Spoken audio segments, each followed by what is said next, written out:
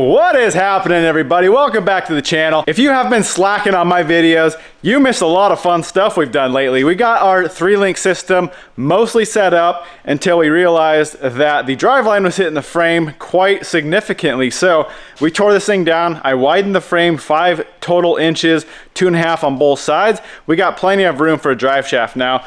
Now we got to get the Dana 60 back underneath. I want to completely redo the panhard bar just to lengthen that out, probably lengthen that thing like 7.5 inches compared to what it was before. And then we got a new steering box. So I ended up finding just a Toyota pickup IFS box, which mounts way farther forward. It's out of the way of the coilovers. It's out of the way of the panhard bar. It's gonna allow for just more clearance with everything with this suspension system. So that is the game plan. Today we need to figure out, we need to dial in everything with this 3-link. We're going to redo, like I said, the panhard bar and get all of our links back in, get this thing flexed out, make sure we have driveline clearance, make sure we have panhard clearance, make sure everything is gonna work like it should, and then we can jump on the rear and figure out our 4-link. So a quick comparison between the FJ40 box and the Toyota pickup IFS box. You can see this one swings back, this one swings forward. So one thing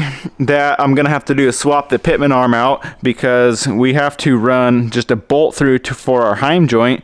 I'm curious, these shafts do look awfully similar. I'm thinking I'm gonna try to swap this FJ80 arm onto this box just because my high steer arms on the axle are already set up for that length of arm.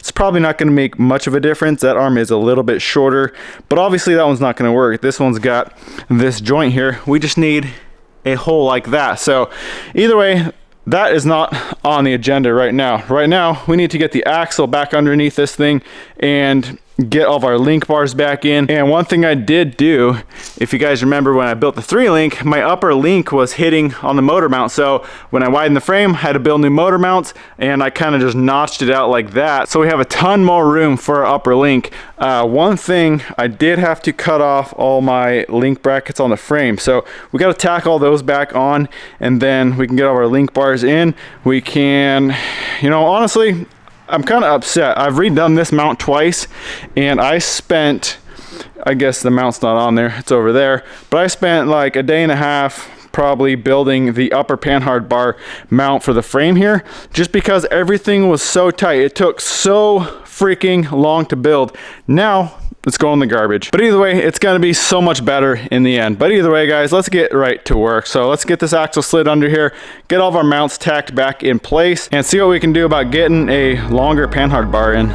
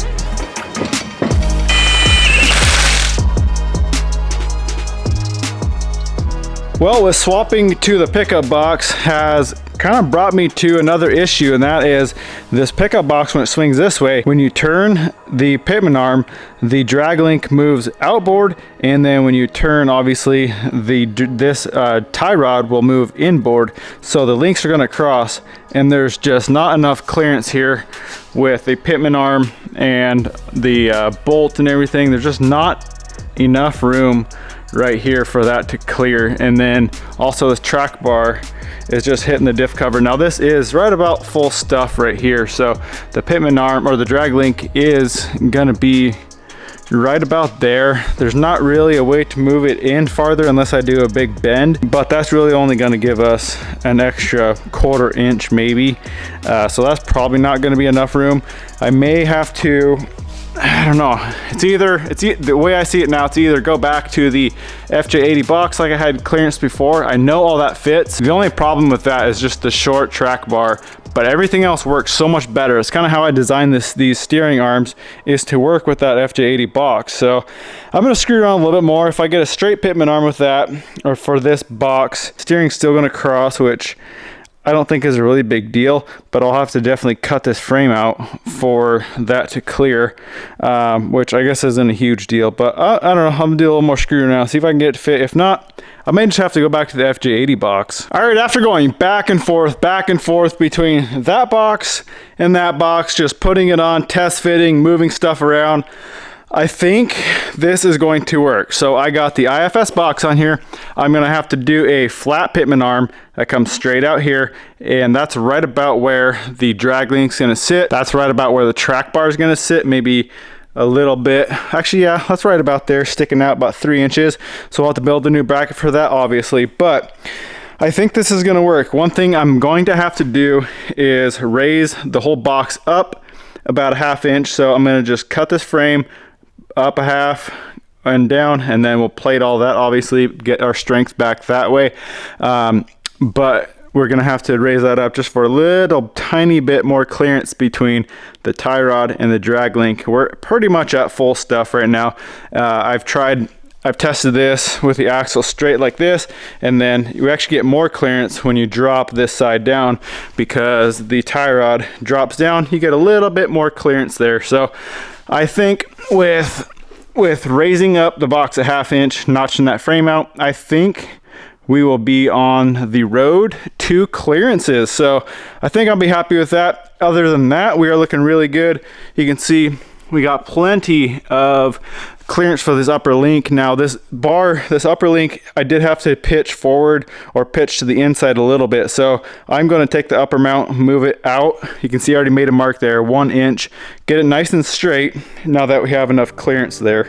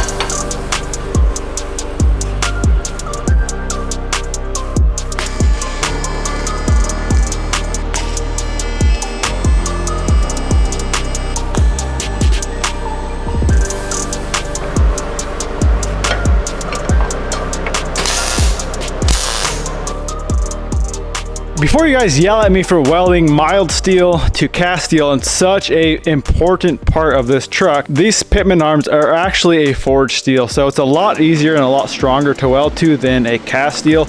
You still do want to preheat, weld it out. I'm going to use the TIG welder, weld this thing out as hot as I possibly can, just make sure we get as much penetration as we can. I'm welding the inside and the outside of this just to make sure it's nice and strong, and then we're going to wrap this thing up in a welding blanket, let it cool down very slow. That is the most important part, is letting it cool slow, just because these two materials are going to cool at different rates. So if it's a dramatic difference, you can crack the weld on cool down. So that is why we want to wrap it up in a blanket, let it cool slow. Once it's completely cooled off, Then we'll take this wraparound piece that we bent, we'll weld that in, and this arm should be done.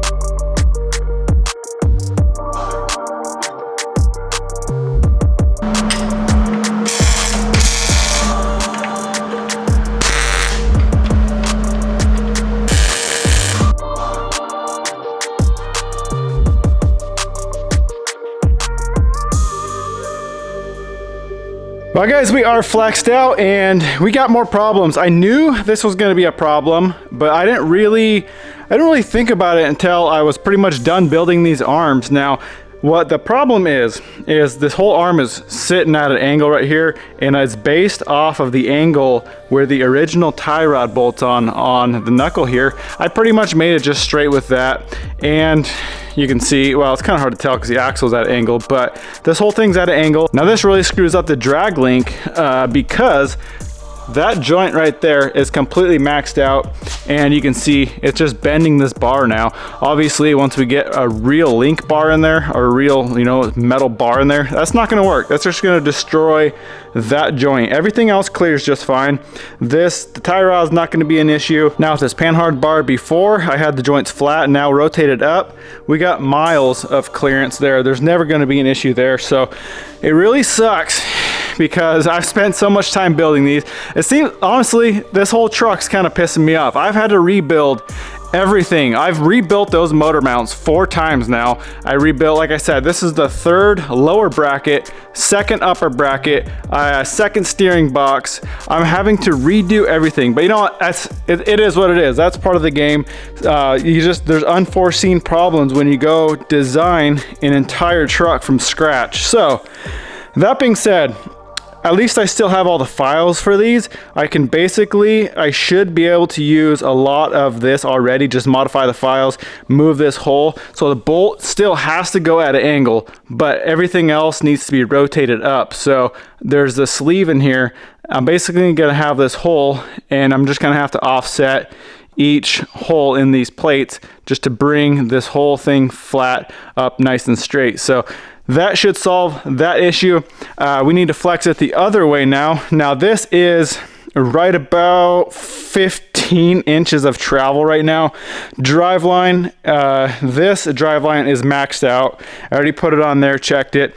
As far as droop goes, it is completely maxed out for the driveline, so that's going to be our limiting factor on droop on this side, which I have 16-inch coilover, so that should be about right. So let's flex it the other way one more time just to make sure everything clears with the steering, the track bar.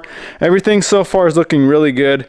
You can see we got about 1 inch of clearance there. I probably could move that steering box forward. I am going to hold off on mounting that permanently just until I get all my link bars actual set in stone, axle set in stone and not moving anywhere.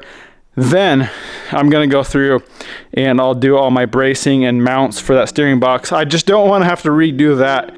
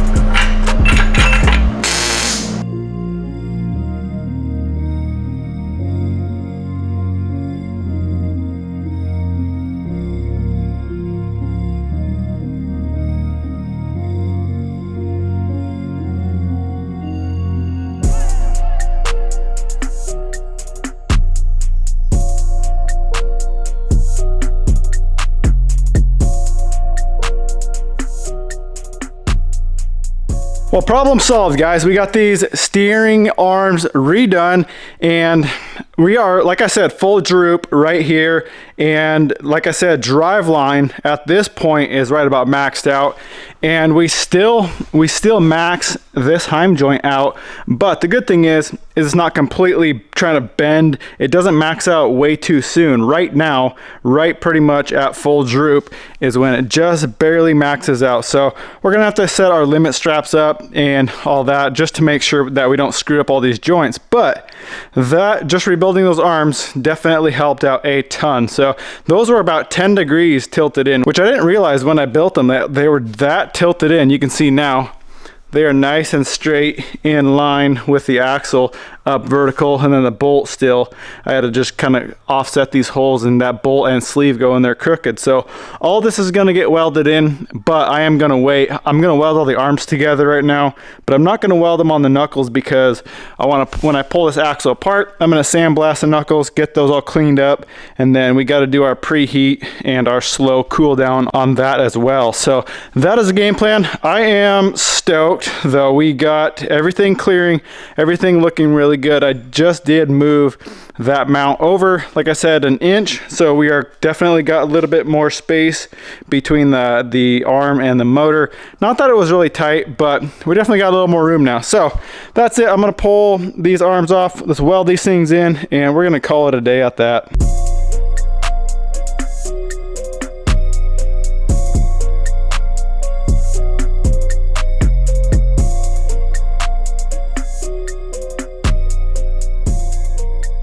Well, boys, after redoing just about every bracket, everything I've had to do on this front end, it's finally together, and finally everything clears, everything works as it should. So now we can jump on the rear end. That, cross my fingers, hopefully will be a lot easier to set up than the front here. There's a lot more room back there. There's no steering, there's no panhard. We're doing a triangulated 4-link, so all we have is 2 upper links and 2 lower links. That's all we got to worry about. That sounds like it's going to be way too easy compared to all the issues we had with this front end. So anyway, boys, that is a wrap for this one. I really hope you enjoyed it. Why don't you go smash that thumbs up button, comment, subscribe. We'll catch you in the next one.